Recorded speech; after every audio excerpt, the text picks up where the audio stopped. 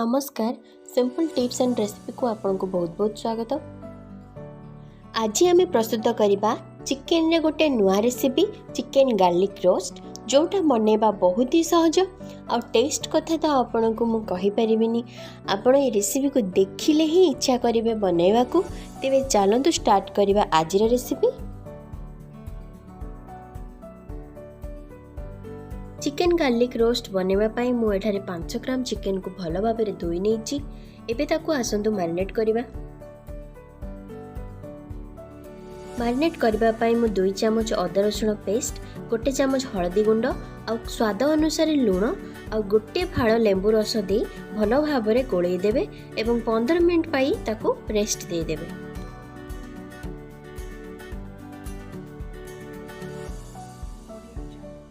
एबे चलंतु आमे next process को जिबा। गोटे कड़ाई रे 4 चम्मच रंधा तेल दे देबे।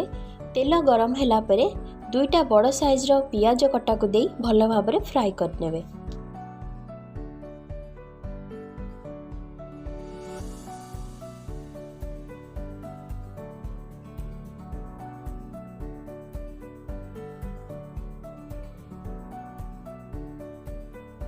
पियाज 70% हैला परे सेतिरे पूर्वरु मैरिनेट करे रखिथिबा चिकेन को दे देबे आ भलो भाबरे गोळै देबे।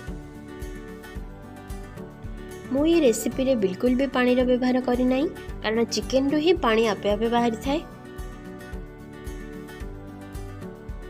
तापरे चलंतु नेक्स्ट प्रोसेस को जिबा।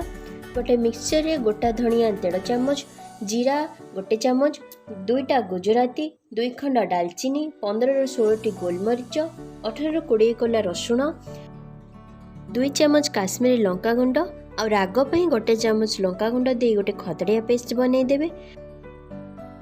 इडी देखंतु पेस्ट रे बिल्कुल पानी देबेनी, एई भलिया भाबरे खदड़िया पेस्ट टी बनेबे।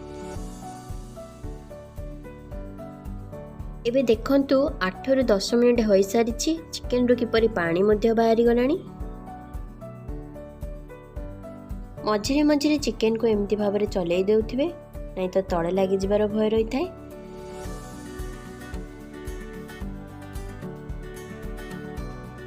देखंतु एटारे पाखापाखि 10 मिनिट हैला मु एमती चिकेन को गोळै दउछि मझिरे मझिरे आ 10 मिनिट परे चिकेन टी भी मध्य हमर गोल्डन ब्राउन हेबा को लागिलानी आ प्राय 80% मध्य सिझी गलानी।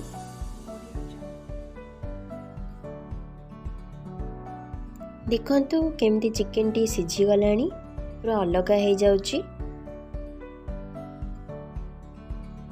पूर्वरु प्रस्तुत कर रखिथिबा मसला को ए स्टेज रे दे देबे और चिकेन को भलो भाबरे मसला सहित गोळै नेबे।